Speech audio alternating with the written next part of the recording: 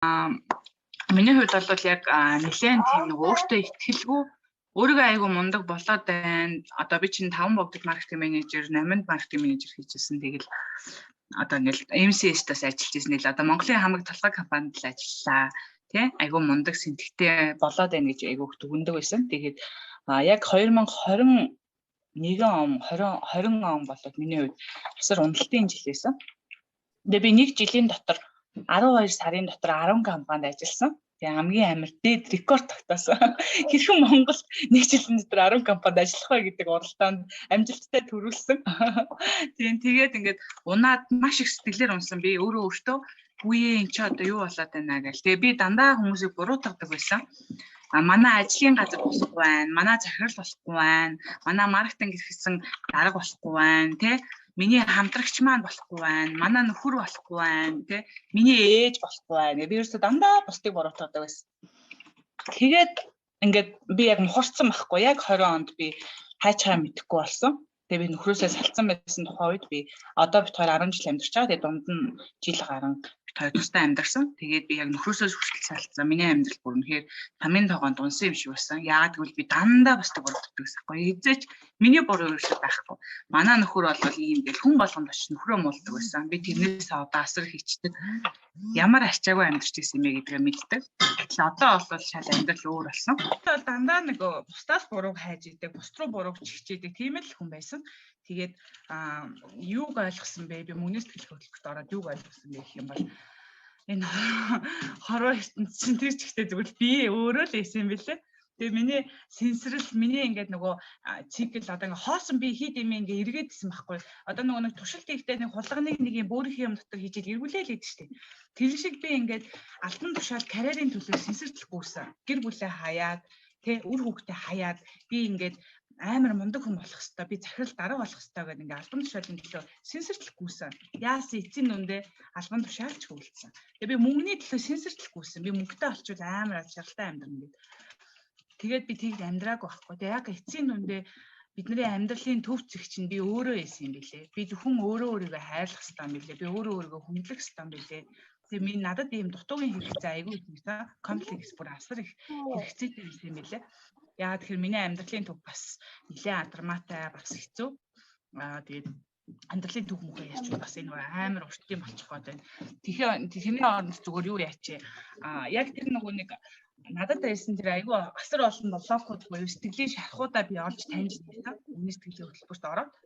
Тэгээд сэтгэлийн шархуудаа таньж нээгээд би чи нэрээ ийм юм дээр гомдсон биш дээ гэл. Нэг жишээ хад би ингээд 4 настай хүүхэд ингээ хоолоос хороод идчихэж байгаа байхгүй юу? Ингээ лагшаа шөлтөө хоолыг тэгсэн чинь миний ах хажууд намайг хаа нохоо шиг ямар заваа идтiin. Яасан муухай сууж идтiin гэж намайг загнасан байгаа байхгүй юу? Тухайн үед тэгэл би тэр нөгөө яг тэр тухайн үеийн сэтгэл хөдлөлөөр тэр жоохон хүүхэд би айгу буруу юм байна, би айгу муухай юм байна гэд өөрийгөө үнэлэх хүндлэн ч маань тухайн үед тодорхойлогдсон байгаа байхгүй. Тэг гих мэтчлэн ингээд би амьдралынхаа 30 жилд ямар бэрхшээл зовлон, ямар сэтгэлийн шахыг туулж исэн гэдгээ би яг үнэхээр ойлгож танин мэдсэн. Тэгээд энэ хөтөлбөр бол үнэхээр гайхалтай байсан надад. Яагаад гэвэл яг л миний амьдралын миний гарт ингээд юу яаж байгаа юм шиг, миний алган дээр тавьж тарилуулж байгаа юм шиг тий. Бүр яг ингэ кино үзэж байгаа юм шиг өнгөрсөн амьдралынхаа түүхээр аялж байсан. Тэгээд тэр бүх шархуудаа ангаад эхлэнгууд би яг одоо өнөөдөртөө амьдарч эхэлсэн. Өмнө нь бол яадаг байсан бэ гэхээр би хит их мөнгө бодож сэнсрээл ирээдүг рүү яваал тий. Хит их карьер бодож сэнсрээл тэгэл өнгөрсөн байсан уян гашууга бодож уйлаал тий. Маань өнгөрсөн гэсэн гээл аюу хэцүү дандаа ингээд одоо цагтаа ерөөс амьдарч чаддаггүй. Тэгтэл одоо бол ингээд асар их сэтгэл зүйн маань тайван болсон. Яг одоо буюу яг одоо гэр бүлтэйгээ амьдарч байгаа. Би хизээч өнгөрсөндөө амьдрахгүй, бас хизээч ирээдүйдээ амьдрахгүй.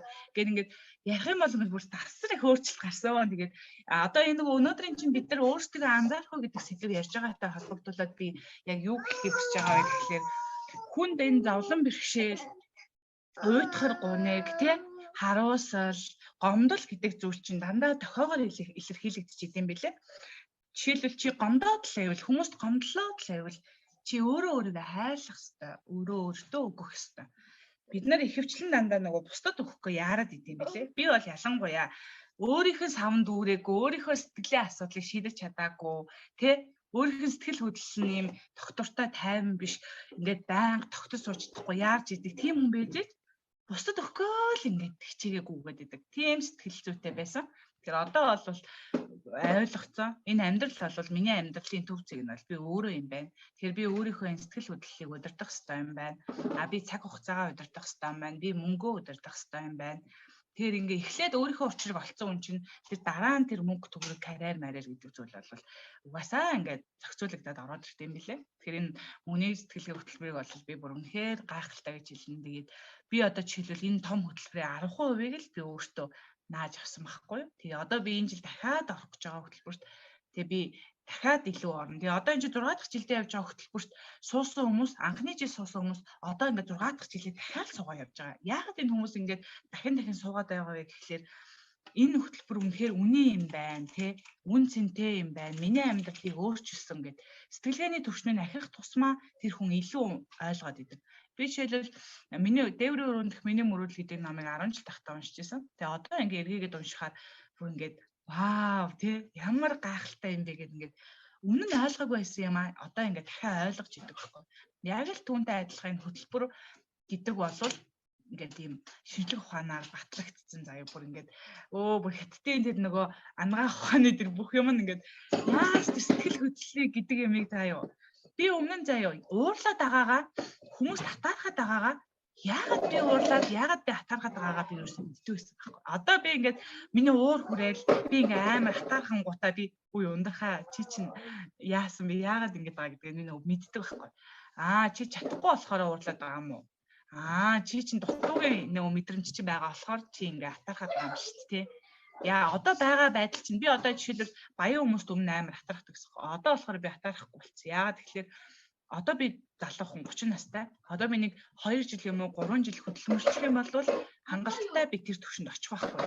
Тэгэхээр би нэгэнд хөдөлмөрлөөгүй өнөөдөр би ажил хөдөлмөр хийгээгүй бодит байгаа байдал минь ийм бийжээж би тэр баян хүмүүстэй өөрийгөө харьцуулаад хатаархаад байгаа байхгүй. Би байгаа байр суурьнд өөрийгөө хайрлаас сурцсан, ангаагаас сурцсан учраас тэгэхээр миний юу бол өөрчлөлт одоо үнэхээр гайхалтай байсан. Би бүр ингээд одоо ярьсан чинь ингээд давтлаад аюу гоё юм.